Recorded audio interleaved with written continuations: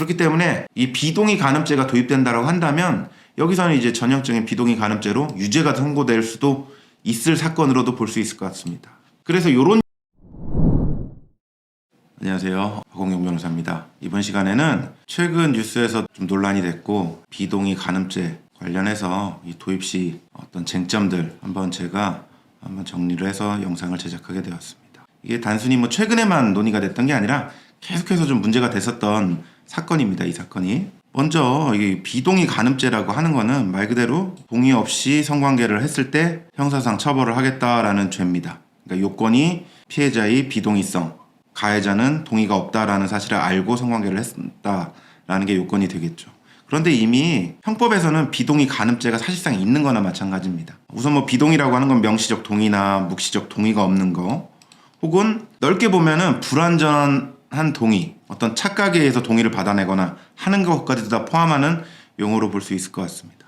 그런데 이미 형법상 비동의 간음죄가 있다라고 하는 것은 이제 보호할 필요성이 많은 피해자들, 예를 들어서 미성년자, 그리고 장애인, 정말 신체적, 정신적 장애인, 그리고 업무상 위계 위력 관계, 이런 피해자들에 대해서는 사실상 심지어 동의가 있는 경우라고 하더라도 강간죄가 이게 성립될 수 있도록 규정을 하고 있거나, 혹은 어떤 상하 관계에 따른 위계 위력 관계가 있는 경우에는 명시적이든 암묵적으로 동의가 되었다고 하더라도 어떤 위계나 위력에 의해서 성관계에 이르게 됐다라고 볼 수 있기 때문에 이 경우도 강간에 준하게 처벌을 하도록 하고 있습니다. 그래서 실제 업무상 위력 관계란 게 뭐냐?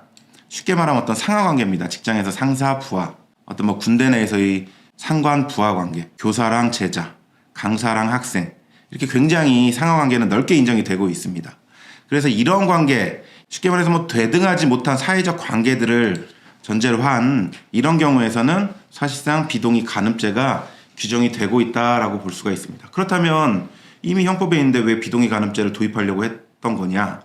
이게 성인, 이러한 특수관계가 인정되지 않는 성인 간 관계에서 어떤 실익점이 있는 것 같습니다. 그래서 성인임을 전제로 한다라고 하면 비동의 간음죄에서 이게 보호받는 피해자의 유형별로 한번 어떤 실익이나 문제점을 한번 분석을 해봤습니다. 제일 먼저 정신장애가 있으면 당연히 장애인으로서 비동의 간음죄에 준하게 처벌이 되니까 문제가 없는데, 정신장애는 없으나 사리 판단이 좀 굉장히 부족한 성인을 대상으로 해서 어떤 폭행이나 협박, 강간죄에 준할 정도로 저질렀다면 강간죄는 당연히 되는데, 그러한 폭행이나 협박 없이도 성관계를 저질렀다. 실제 가능하니까 이렇게 저질렀을 때 비동의 간음죄를 성립을 시켜서 가해자를 처벌시킬 수 있지 않겠냐라는 겁니다. 그런데 이런 폭행 협박 없이도 성관계가 가능한 이런 사람이라고 한다면, 어떤 정신감정을 한다라고 할 때 실제에 있어서는 정신적 의사 판단 능력이 없는 장애인으로 판단될 가능성이 있겠죠. 이게 장애인으로 등록이 되지 않았다 하더라도 실질적으로 장애인이라고 본다면 성폭법상 장애인으로 간주를 해서 강간죄로 해결이 가능하기 때문입니다. 그래서 이 경우는 크게 실익점이 좀 낮지 않나 이렇게 보고 있습니다.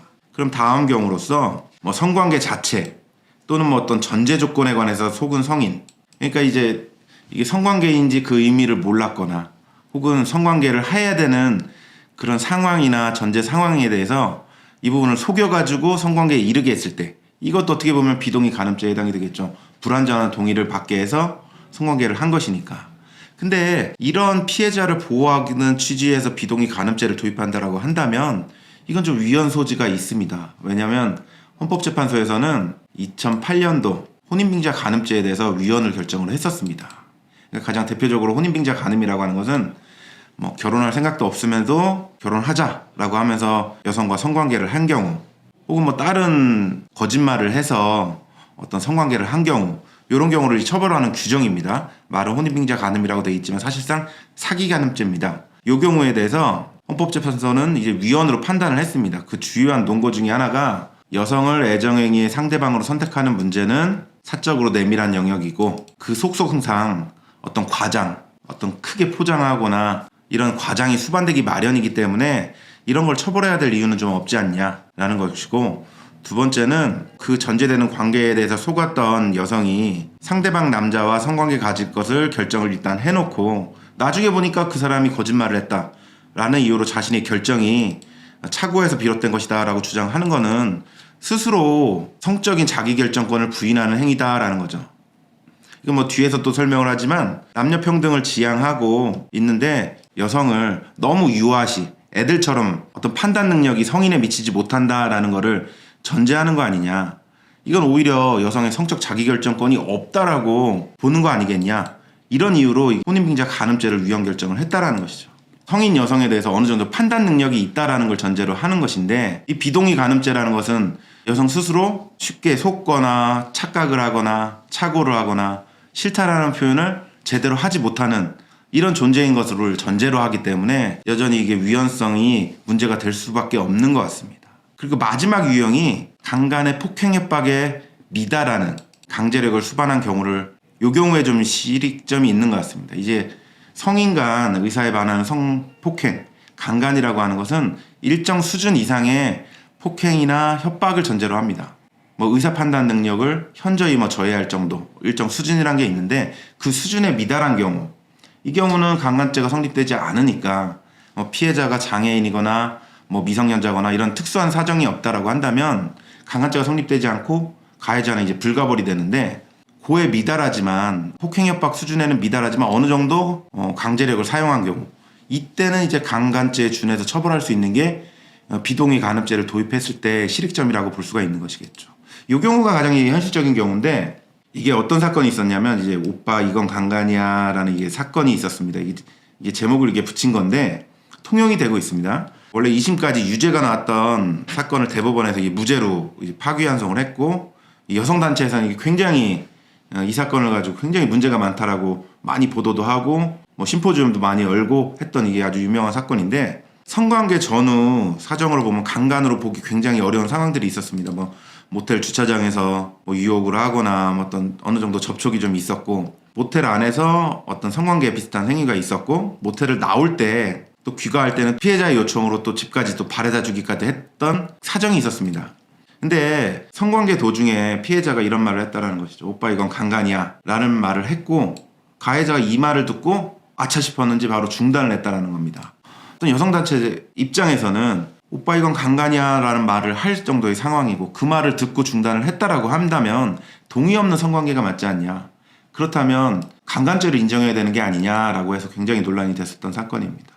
하지만 대법원에서는 이게 뉴스에서 많이 보도가 좀 덜 된 부분인데, 피해자 말 자체가 좀 석연치가 않다, 신빙성이 부족하다, 이게 사실인가, 이런 부분이 가장 주된 부분이었고, 또 하나는 설사 피해자 말대로 오빠 이건 강간이야 라고 말을 하자 바로 중단을 했다라는 점을 본다면, 앞뒤 상황을 볼 때 피고인도 이게 동의가 된 거다라고 생각을 했고, 그렇기 때문에 이제 강간이 착각을 해서 성관계에 이르게 된 측면이 있기 때문에 피고인의 착각 가능성을 이유로 해서 고의가 없다라고 해서 이게 무죄로 선고를 했던 사건이죠.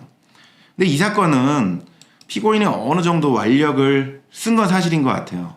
근데 폭행 협박, 강간죄 폭행 협박에 이를 정도의 폭행 협박을 사용한 사건으로 보기가 어려웠던 것이겠죠. 그렇기 때문에 이 비동의 간음죄가 도입된다라고 한다면 여기서는 이제 전형적인 비동의 간음죄로 유죄가 선고될 수도 있을 사건으로도 볼 수 있을 것 같습니다. 그래서 이런 유형에서만 어느 정도 가장 좀 실익이 있지 않겠느냐라는 점이라고 볼 수 있습니다. 근데 가치 판단의 문제고, 이런 사건에 있어서도 어떤 피해자의 성적 자기결정권을 침해했다라는 측면에서는 형사적으로 처벌할 필요성이 굉장히 높다. 그러니까 비동의 간음죄를 좀 도입해야 되지 않겠느냐라는 전제가 좀 성립이 될 수도 있는데, 근데 이제 비동의 간음죄라는 게 좀 전에도 설명드린 바와 같이 피해자는 대부분 여성일 경우를 상정을 할 텐데, 여성의 경우 스스로 좋다 싫다를 제대로 표현하지 못할 가능성이 높다라는 걸 또 전제를 하고, 이런 대등하지 못한 남녀 관계를 전제할 수밖에 없는 이런 좀 맹점이 있는 것 같습니다. 이건 약간 위헌성의 근거가 되는 것이기 때문에 가장 그래서 논란이 되고 이 도입에 신중을 기할 수밖에 없는 측면이 있지 않나 이렇게 생각을 합니다.